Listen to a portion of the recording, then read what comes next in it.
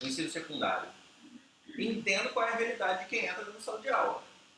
Podemos, eu brinquei ontem, nós podemos viver no mundo da fantasia, que é do modelo curricular, como o professor Joaquim falou, modelo curricular extenso, ou nós podemos entrar no modelo real. Salas cheias, alunos com diversas qualidades e defeitos, e eu digo defeito educacional mesmo, formação, e você também tem alunos com diferentes dificuldades de aprendizagem em função de alguma informação que ele não teve de forma clara ao longo do processo dele. E aí, eu vou fazer uma apresentação muito pautada inicialmente em números, para a gente ter ideia do que a gente está falando. E depois eu vou dizer um pouco o que a gente pode fazer, tá?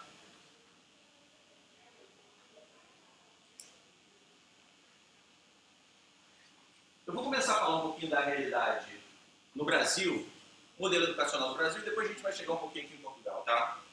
E eu sempre vejo, estatisticamente, o governo é sempre bom em fazer isso, qualquer governo né? São números. Ele apresenta números. Avançamos 20 posições, avançamos 30 posições, olha, o tema está muito... Olha, nós estamos avançando, e a gente sabe que isso tem um teor político muito grande.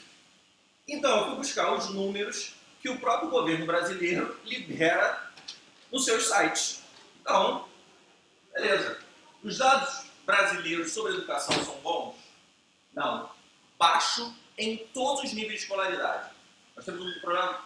O Brasil hoje não está nem entre os 20 países, de acordo com a avaliação do PISA, o Brasil não está entre nem os 20 países com uma educação de qualidade. Tá? Então, só para mostrar um primeiro dado, no Brasil existe um parâmetro chamado o IDEB, que é o Índice de Desenvolvimento para a Educação Básica. Ele é uma nota que varia de 0 a 10 e ele avalia o grau de desempenho dos alunos em linguagem, matemáticas e ciências. Ok? O desempenho brasileiro está abaixo do 5. Ou seja, grande parte dos meus jovens que estão no 9º ano de ensino não conseguem entender 50% do que é transmitido a eles. Isso já é um problema básico. Até porque, se a gente for analisar algo razoavelmente interessante nessas avaliações, elas, em geral, e o governo faz muito isso, ela utiliza todos os alunos, entre aspas. Isso é uma amostragem, em que, provavelmente, em muitas dessas avaliações, as escolas escolhem os seus melhores alunos. Então, se os melhores alunos me dão essas notas, algo não está bem. Algo está mal. Concorda comigo? Se eu estou pegando os melhores alunos, eu estou tendo os alunos com essa pontuação, e aí quando eu olho para o dado do Rio de Janeiro, que é um dos maiores PIBs do Brasil, eu novamente tenho um desempenho menor que a média nacional.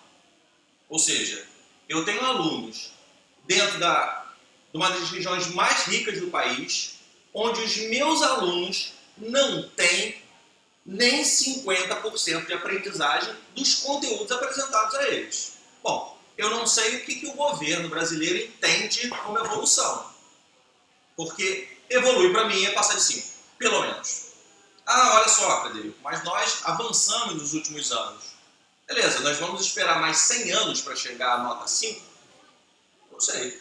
Mas dentro de um parâmetro político, talvez isso aconteça. E aí eu vou a um outro dado mais importante.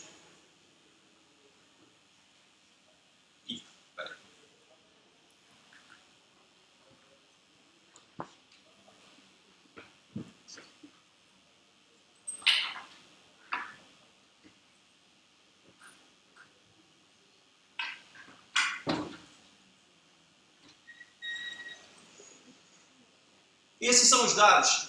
Tal qual em Portugal, no Brasil as provas de acesso ao ensino superior é feita por uma prova chamada Enem.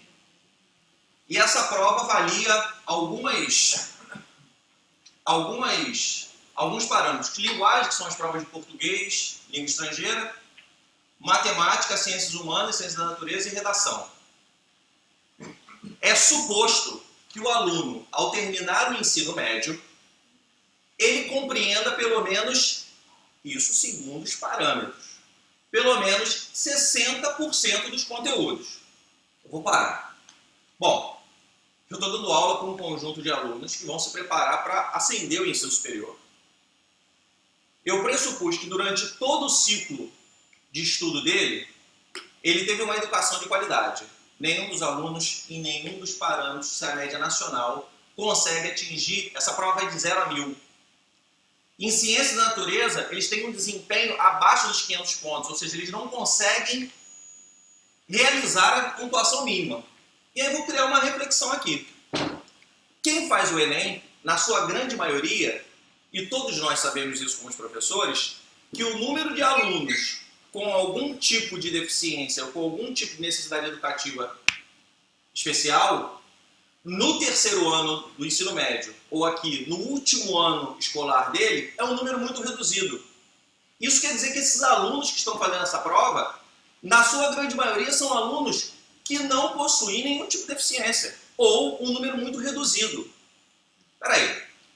Esses alunos têm, segundo a legislação, segundo as escolas, segundo a realidade dita pelo governo brasileiro, vem crescendo. Não é isso que eu vejo. Eu vejo desempenhos abaixo de 60% e quando eu chego na ciência da natureza, eu vejo algo menor que 50%. Bom, e aí eu vou pegar um dado internacional antes da gente chegar efetivamente aqui a Portugal. Esses dados estão no site do governo brasileiro. E isso são a resposta dos alunos para os conteúdos de ciências, para as perguntas simples.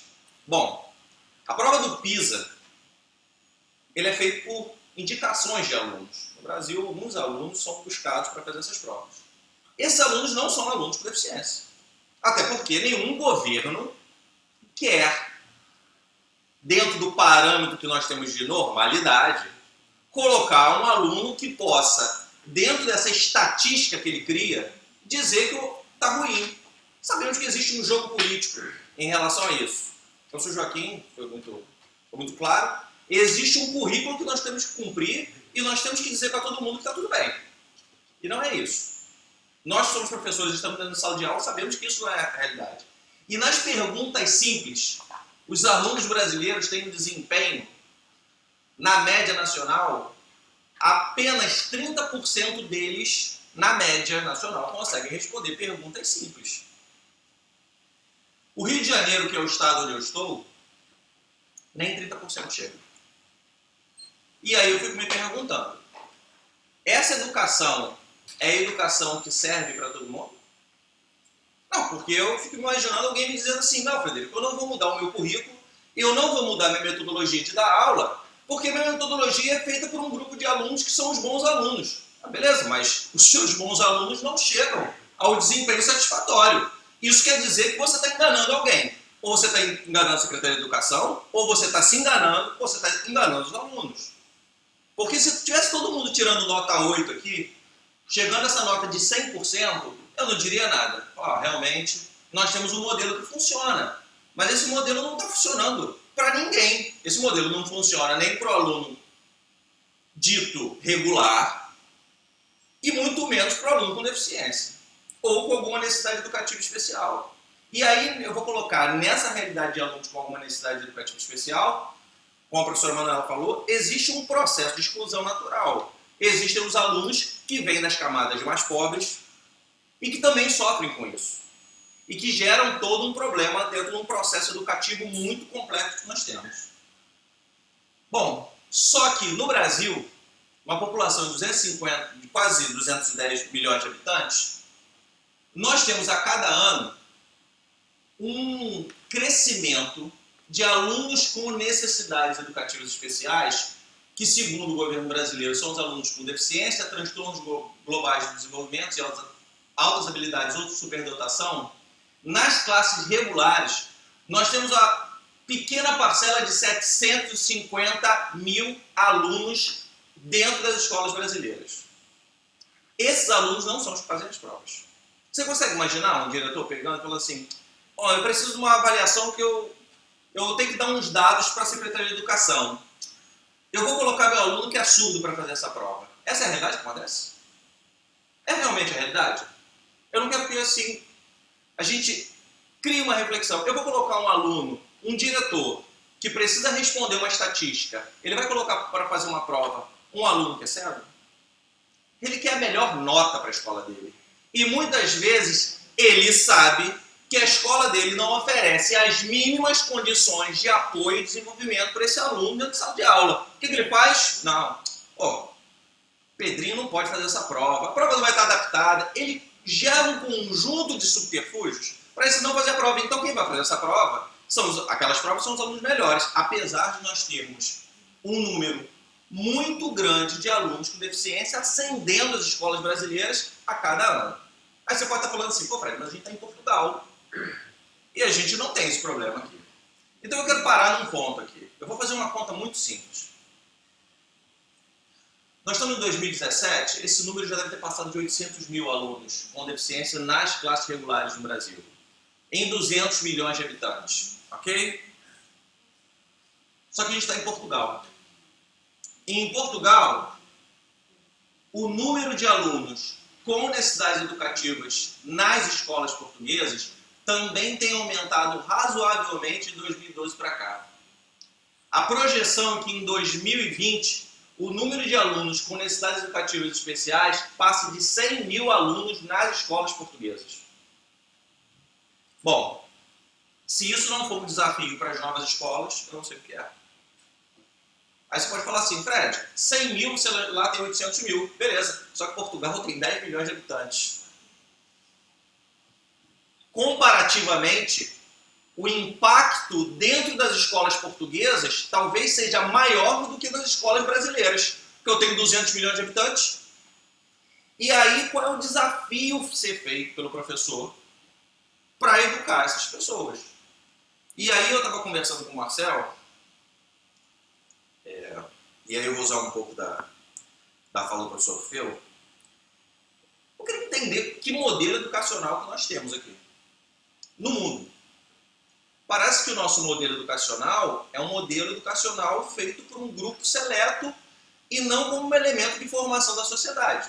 Porque a gente tem que começar a parar para olhar essas coisas, porque senão a gente só está educando um grupo muito especial da sociedade que define os rumos de como nós vamos andar. E eu não sei se, tanto lá quanto cá, nós estamos satisfeitos como as coisas têm andado. Eu vejo o excesso de trabalho que os professores têm, só que nós temos um desafio. Bom, e aí eu vou continuar pegando alguns dados de Portugal. O professor falou que na turma da filha dele, alguns alunos não sabem ler nem escrever. Em 2012, após a avaliação do PISA, e eu reconheço que os dados portugueses melhoraram razoavelmente nos últimos 5 anos, Portugal subiu 20 posições, se eu não me engano, na avaliação do PISA. Correto? Correto. Em 2012, em torno de 12% dos alunos que concluíam o 9º ano não sabiam ler nem escrever e conheciam um pouco de matemática. São dados do PISA, eu não estou criando nada aqui. E aí a gente pode se perguntar, mas olha só, Fred, eu estou dando a minha aula, eu estou fazendo tudo o que é possível, mas esses dados continuam não sendo bons. Alguma coisa tem que ser feita. Porque quando eu imagino que eu tenho 27,5% da população portuguesa em condição de exclusão social, em extrema pobreza, e aí é algo importante que a gente tem que pensar, pobreza e deficiência estão intimamente relacionados. Pessoas que se alimentam mal, pessoas que vivem mal, têm maior tendência a possuir alguma deficiência em alguma etapa da sua vida. Não estou criando nada, são dados. Tá? E aí você cria um ciclo de exclusão grande, porque eu não tenho a formação adequada, estou no nível de pobreza, não tenho condições econômicas de me desenvolver e continuo nesse processo. pobreza, deficiência, mais deficiência, e é um ciclo que não acaba. Esses jovens, eles vão à escola. E aí eu, como professor, preciso saber o que vou fazer. Bom, 34% dos estudantes das escolas portuguesas foram reprovados pelo menos uma vez no seu currículo escolar. E aí, novamente, são dados da OCDE. Também não estou criando nada aqui. Eu estou querendo que a gente reflita por esses dados, porque muitas vezes os dados que nós recebemos são sempre os melhores, né? Olha, nós estamos evoluindo. Olha, nós estamos crescendo. Olha, está tudo muito bem. E aí eu vou dizer uma coisa. Eu vou pegar um pouco da fala da professora Manuela, que ela falou o seguinte: olha, o aluno, quando ele está desinteressado, o primeiro fato dele é se sentar de forma diferenciada na cadeira. Isso é verdade realmente. Quando a gente não gosta de alguma coisa, aí a gente vai para o lado. E um jovem de 15, 16 anos, e aí eu não vou nem falar do aluno com deficiência, eu vou falar do aluno dito regular. Esse aluno que não encontra na escola a resposta, a tendência dele é se isolar. Agora você imagina um aluno dentro de uma sala de aula que possui deficiência e naquele momento que eu estou expondo o conteúdo, eu não estou falando por todos os alunos. Porque eu falo por um grupo de alunos e não falo para ele. Alguém pode dizer assim: Fred, mas eu não tenho a formação, por exemplo, em língua gestual portuguesa para me comunicar com esse aluno. Realmente a gente não tem toda a formação. Mas eu quero que você se coloque no lugar daquele aluno. Se você estivesse numa sala de aula e fosse um aluno surdo, e onde eu tenho um professor que apenas oraliza e faz uso do quadro,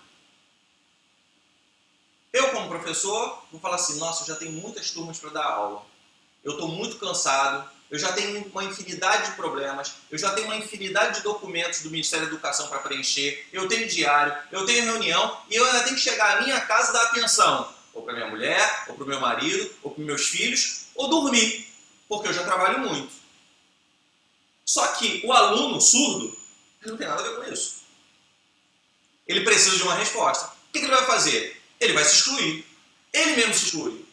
E aí, a primeira informação que você tem, quando ele faz a prova é: tá vendo? O cara tirou nota baixa, ele não tem condição de aprender. Não, ele não tem condição de aprender porque ele realmente não foi chamado para o processo educativo. Ele foi excluído do processo educativo. Fred, mas surdez é algo muito específico. Tá, tudo bem. Eu vou pegar um aluno cego. Vou usar novamente o exemplo do professor. No momento que eu novamente faço uma aula pautado em onde eu não tenho interação com ele, novamente eu estou excluindo. E aí eu quero que esse aluno faça uma prova. Muitas vezes essas provas não são adaptadas. E aí o que você... É um arremedo. Se coloca alguém do lado dele, lê a prova para ele e fala para ele: diz o que você quer. O que eu quero? É dignidade. Eu quero a prova que eu consiga fazer. Com um modelo ou em braille, ou algum recurso onde a prova seja lida. E é algo muito importante. Eu não sei se vocês conhecem alguns softwares educativos que fazem leitura de texto. Eu não sei se vocês já perceberam que esses softwares que leem o texto, eles leem sem entonação. Muitas vezes, quem está lendo a prova para um cego, coloca entonação. Gente, você imagina você lendo uma prova com emoção para o cara?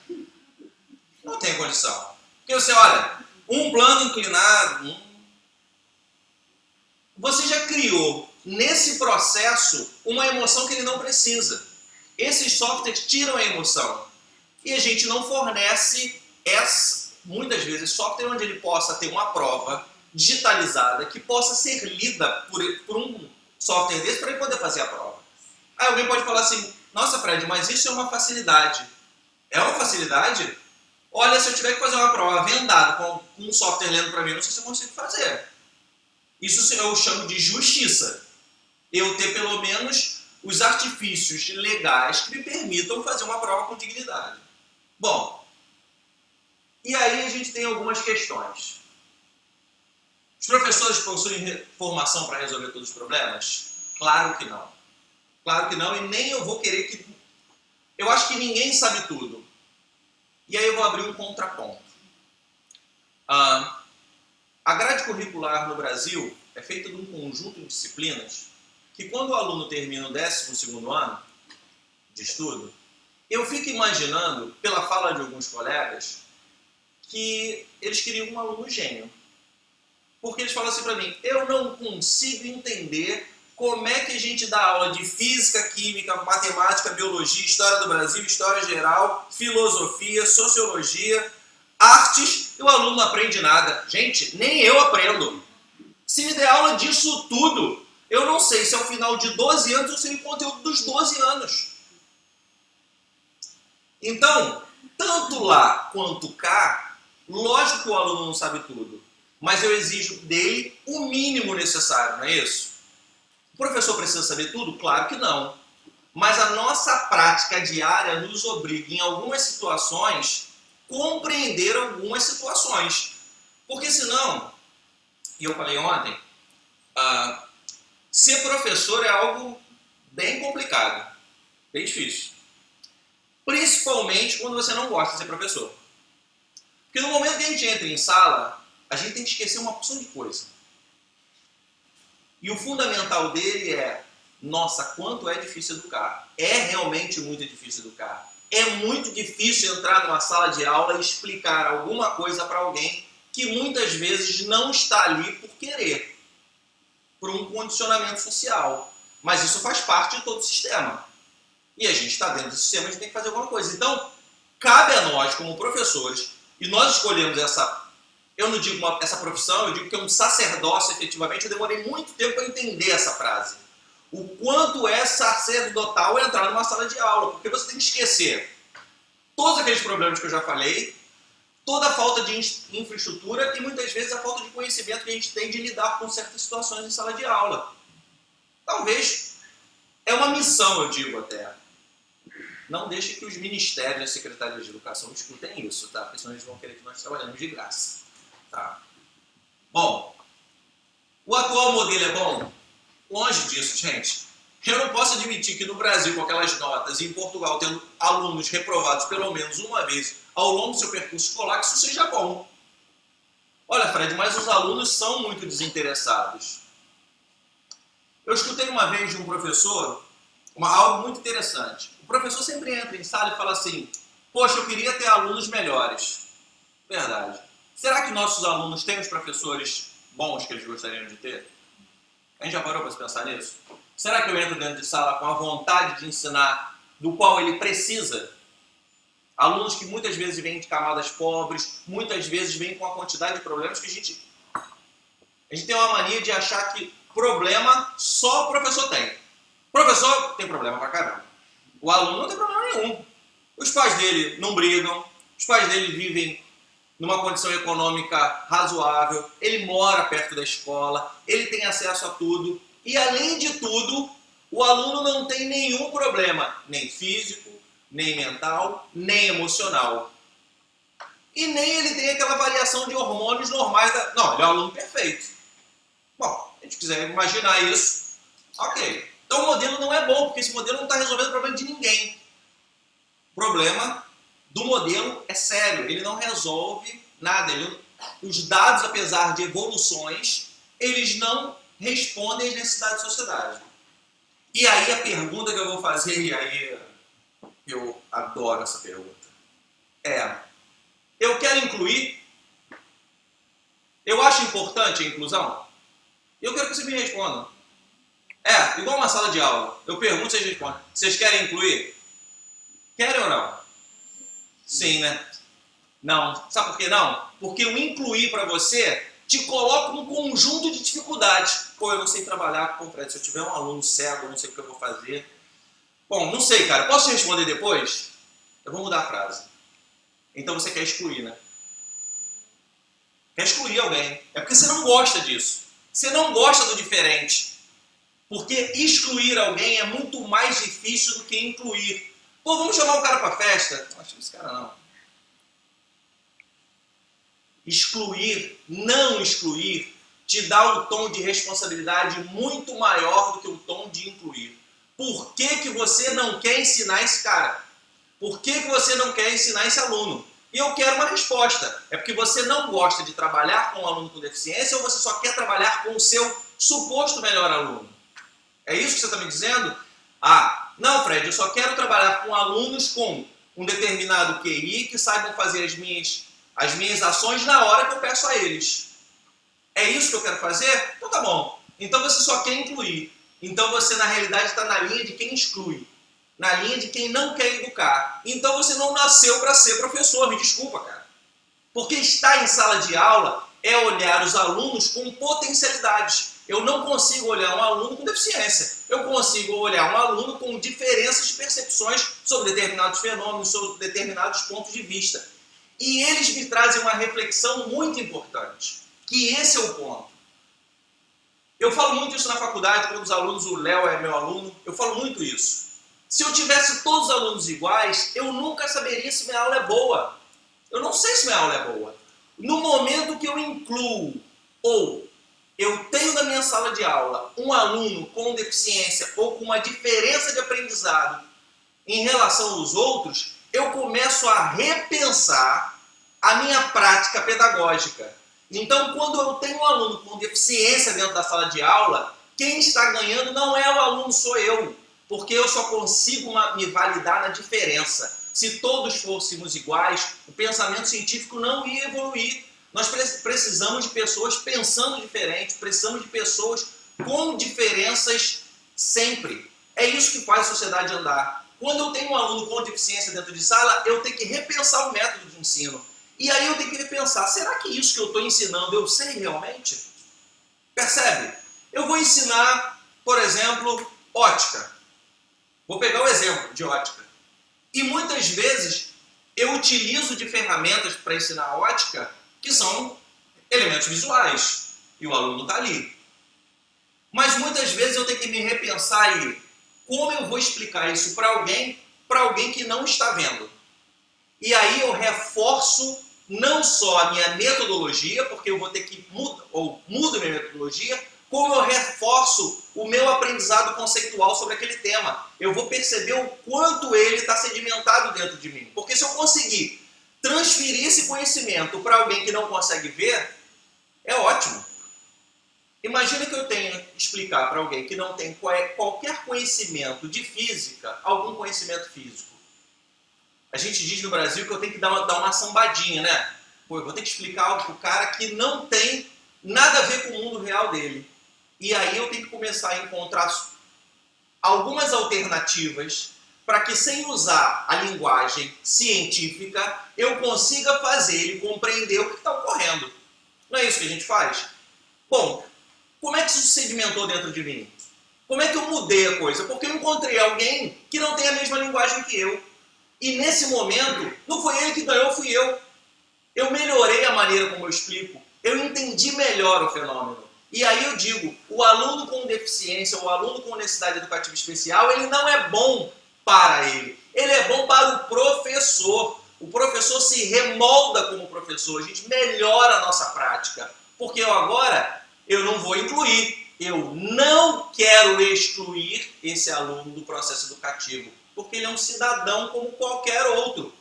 E eu não posso e eu não tenho direito de excluir ninguém do processo educativo. Nunca. Bom, e aí são as coisinhas, devia ter uma de cada vez, mas não sei o que aconteceu. Tipo, eu tenho que mudar a metodologia. E aí é um elemento fundamental, conhecer a realidade da sua turma. Eu sempre digo o seguinte, a gente conhece... Nossa, já falei 30 minutos? Meu Deus. A gente conhece pouco a realidade dos nossos alunos. Nós entramos dentro de sala e nunca falamos para o aluno algo do tipo, aqui é o seu dia? Onde você mora? O que você fez? O que você gosta? É muito raro. A gente entra tão corrido dentro de sala de aula, bom dia, boa tarde, boa noite. Tchau, gente. Não é assim que ele faz? Então a gente conhece pouco a realidade dos alunos. A pergunta é, quando eu estou explicando algo para alguém, eu vou pegar um tema aqui que eu adoro. Isso está nos livros escolares brasileiros. Nos livros escolares brasileiros, eu queria ter colocado a foto aqui. Existe uma figura de um prisma com a equação de decomposição dos raios e uma figura geométrica que eu fico imaginando um garoto de 13 anos olhando toda aquela equação e falando assim, tudo bem, o que eu faço com isso? Aí você fala assim, não, isso vai cair na minha prova. Por que, Deus, por que isso vai cair na minha prova? Aí eu pergunto, eu preciso explicar uma equação de decomposição de luz para os meus alunos? Juro. Eu não sei nem porque aquilo faz parte do currículo brasileiro, eu não sei porque tem aquilo num livro. No ensino superior eu posso até admitir, mas para um aluno de 13 anos, eu preferi explicar o fenômeno para ele, porque ele vê um arco-íris quase todo dia, gente. E aí eu tenho que começar a repensar, por que eu estou explicando isso para o garoto? Isso faz sentido para a vida dele? Sabe aquilo que a professora Manuela falou? Aqueles 8 minutos que ele vai te dar de atenção? Aí ele vai pegar aquilo, beleza, professor? E vai embora, porque quando acabar a sua aula, sabe o que ele vai fazer? Ele não vai entrar na internet para descobrir quem fez aquela equação. Garanto para você. Primeira coisa que ele vai fazer é entrar no Facebook, Twitter e Instagram. E a última coisa que ele vai olhar é quem fez aquela equação. Então a gente precisa começar a repensar o que eu pretendo com com o que está sendo abordado, que muitas vezes a gente não tem. É avaliar a necessidade de adaptação, que muitas vezes a gente precisa, e avaliar o material. Não é só avaliar o material para os alunos com deficiência, mas avaliar para todos. Eu preciso avaliar se a maneira como eu utilizo aquele material ele serve para os meus alunos. Porque de repente eu estou numa metodologia que não serve para ninguém. Os alunos estão com cara de paisagem para mim, né? Tipo, dá um exemplo aqui. Já no ensino superior. Uma vez eu estava dando aula na faculdade, estava dando aula de ciclo de esterese. Eu achei que eu tinha dado uma aula ótima. E aí, gente? Gente, vocês entenderam? Não entendi nada. E aí começou a ficar que ninguém tinha entendido. O que eu fiz? Apaguei tudo. Falei, vou recomeçar, né? De outra maneira.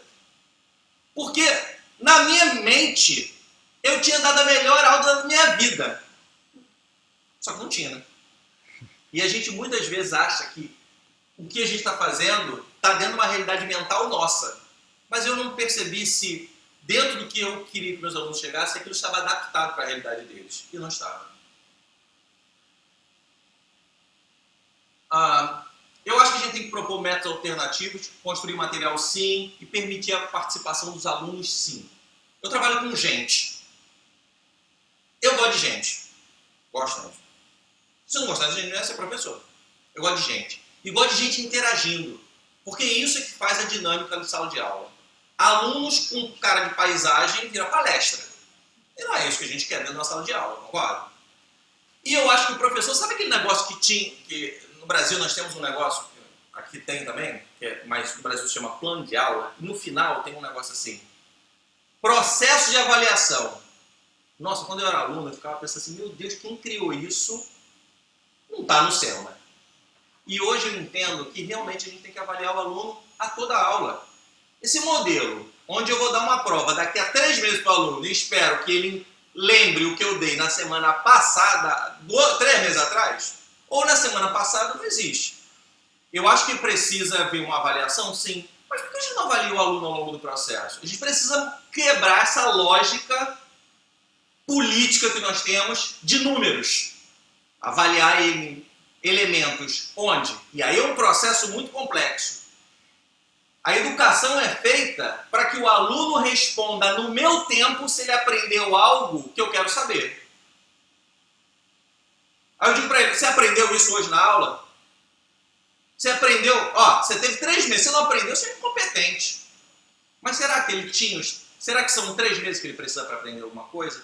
Será que se eu fosse acompanhando ele ao longo do processo, e existem várias atividades que nós podemos fazer, onde a gente pode avaliar ele ao longo do processo, e que, junto com uma avaliação formal, me entender se o aluno aprendeu, é isso que a gente faz? Não, a gente dá uma prova e mete todo mundo no mesmo bolo. E eu não sei se tem que ser assim. E aí, eu vou apresentar algumas coisas para vocês. Tem quanto tempo, Angelo? 10 minutos. Eu vou apresentar rapidinho algumas coisas que nós fizemos. Há algum tempo, e aí deixa eu só colocar aqui alguma coisa espacial, eu trabalho na Universidade Federal Rural do Rio de Janeiro há algum tempo e há 8 anos eu venho trabalhando com o ensino para pessoas com deficiência. E eu usei o termo pessoas com deficiência, mas eu gostaria de mudar um pouco essa frase.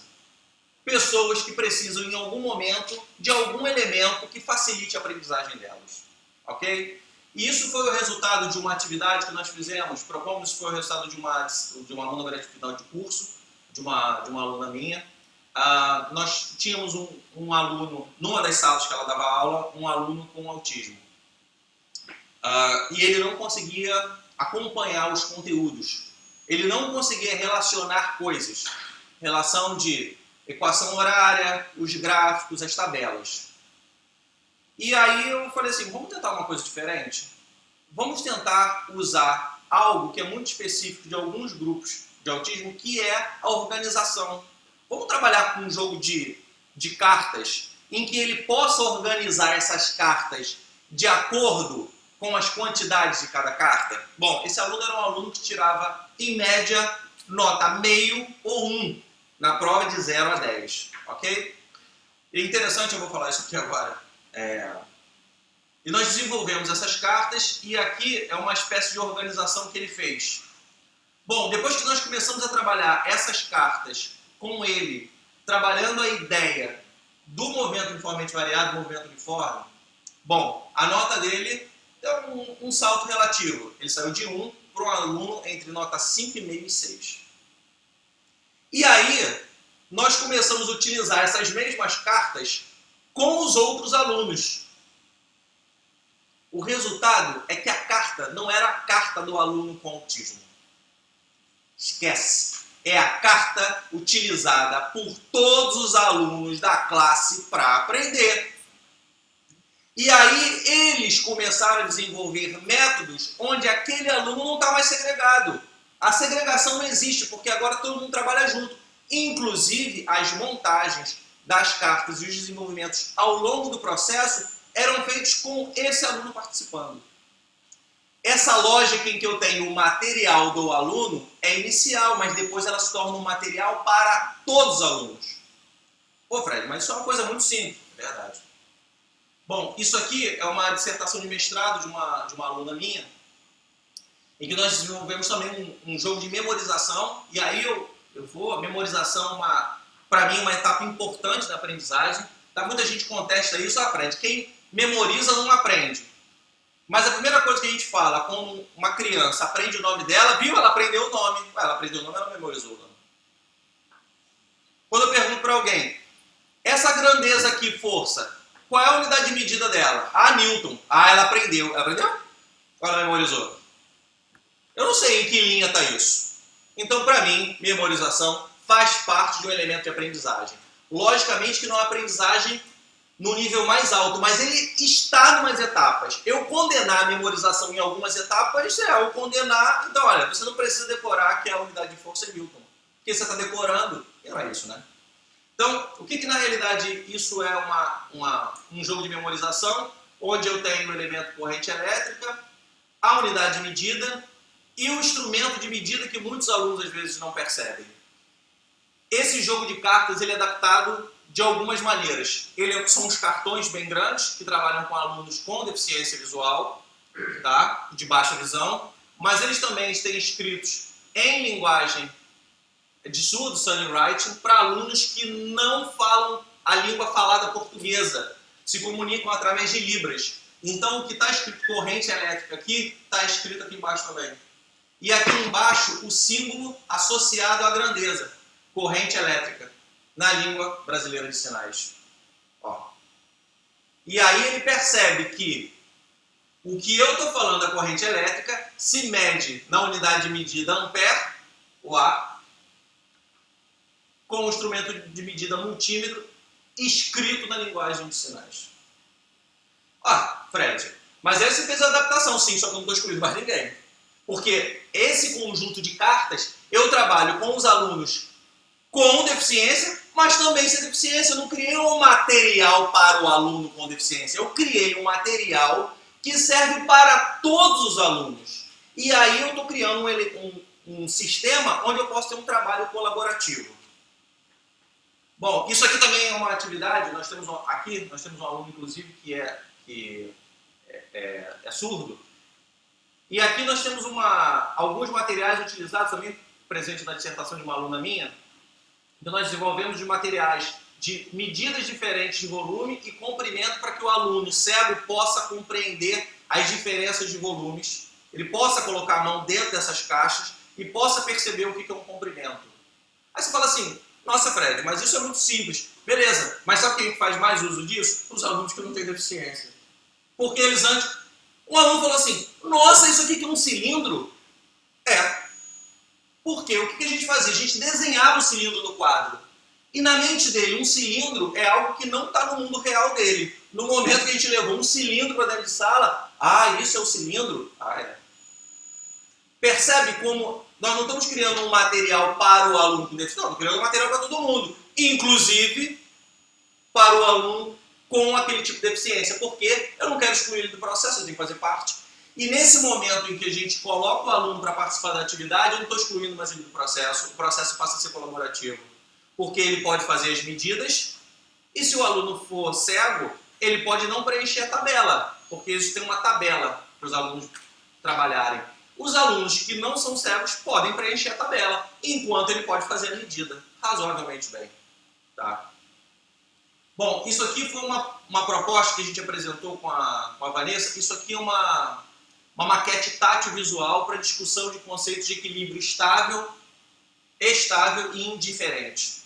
Então, na realidade, isso aqui é usado para alunos com deficiência auditiva e com deficiência visual. Na realidade, é uma caixa de madeira. Isso aqui são aquelas... não sei como é que chamam aqui, aquelas contas utilizadas em cordões, tá? E o aluno, ele pode colocar a mão aqui, se o aluno for cego, ele pode colocar ela em posições diferentes e perceber que nesse ponto, uma vez que eu chegue próximo de uma região, ele retorna. E aí ele tem ideia do que é o equilíbrio estável. Quando eu coloco no alto da curva, ele vai perceber depois, colocando a mão, que aquela bolinha não está mais ali. E aí é o equilíbrio instável. E aqui o indiferente. E eu consigo trabalhar. Só que essa resposta não é só tão boa com os alunos com deficiência, não. Ela é boa para os alunos sem deficiência. Agora eu entendi o gráfico. A lógica é diferente. Percebe que a lógica é diferente? Porque eu vou criar um material para o aluno com deficiência. Não, eu estou criando material para a turma. Inclusive daqueles alunos que supostamente são alunos com deficiência. E aqui, isso é uma dissertação que está em andamento. Nós estamos trabalhando com 2 alunos. É um aluno paralisado cerebral e um aluno com autismo. E eu não sei se vocês conhecem isso, são pranchas utilizadas em comunicação alternativa. Vocês conhecem isso? Não? Muitas vezes, muitos alunos têm dificuldade de oralização. E aí, como é que eu vou pedir para esse aluno escrever, por exemplo, olha, me dá as quantidades corrente, qual é a unidade de medida? Como é que ele vai te dizer isso? Como é que ele te diz isso? Não diz, né? Então nós desenvolvemos algo baseado na ideia da comunicação de alunos que não têm possibilidade de oralização e alunos com autismo, que são essas pranchas. Essas pranchas são placas com velcro, tá? E o aluno, ele tem um conjunto de plaquinhas com os símbolos de corrente, o nome da unidade, o símbolo associado, a grandeza que ela é medida e uma equação.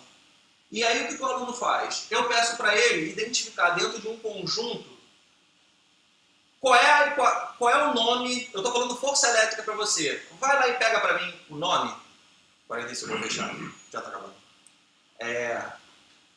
Qual é o nome da equação? Vai lá e pega para mim. Quando ele pega, eu digo para ele força elétrica, e ele pega com dificuldade, mas ele pega a placa onde está escrito força elétrica, eu já compreendo que esse aluno compreende o que eu estou dizendo para ele. Então ele não tem problema em comunicação, ele não tem possibilidade de oralização. Quando eu chego para ele e falo assim, tudo bem, eu te pedi a força elétrica, pega para mim agora o símbolo da força. Quando ele pega a letra F, eu percebi que ele conseguiu compreender que o F representa o símbolo ligado àquela grandeza que eu estou explicando. e aí eu vou montando com ele. Só que o engraçado disso tudo é que esse material, que deveria ser utilizado com alunos com paralisia cerebral e com autismo, eles se mostraram úteis nos alunos que não têm deficiência. Na mudança da metodologia dentro de sala de aula, em que nós fomos organizando os conceitos de forma que eles pudessem preencher caixas, o desempenho deles melhorou sensivelmente. Ou seja, quem me trouxe a reflexão da necessidade de mudança de metodologia? O aluno com deficiência. Porque se ele não estivesse lá, as aulas sempre seriam formatadas da mesma maneira. Tá? Bom, e aí, quem ganha nessa brincadeira toda? O professor, os alunos, a escola e a sociedade. Ganha todo mundo. Não ganha só o aluno, não. Eu digo que eu, como professor, melhorei muito. E aí eu quero terminar isso aqui antes com alguns nomes. Alexandre Graham Bell tinha dislexia, Kepler tinha deficiência visual, Nicholas Sanderson, deficiência visual, Thomas Edison, deficiente auditivo.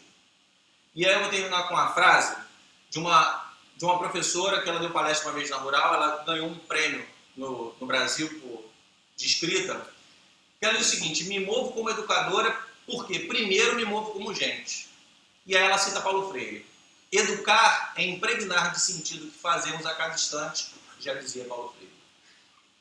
Obrigado.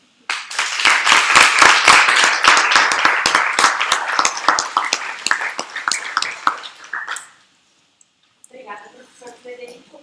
Então, pedir desculpas pelo avançado da hora. A gente tem espaço assim, para uma pergunta muito rapidinha.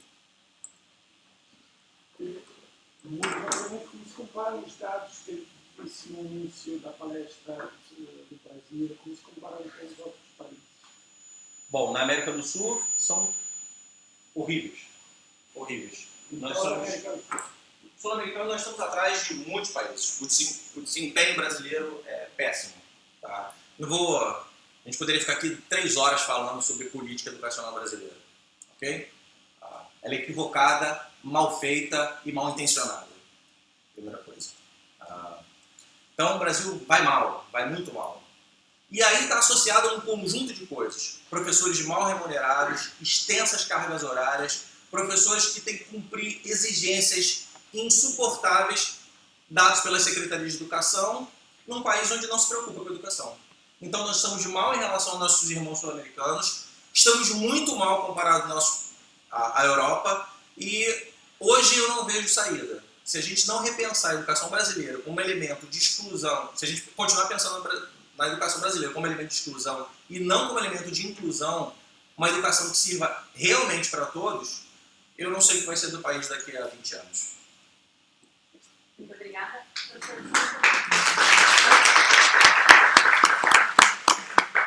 Então, a gente vai dar continuidade agora. Então, eu vou convidar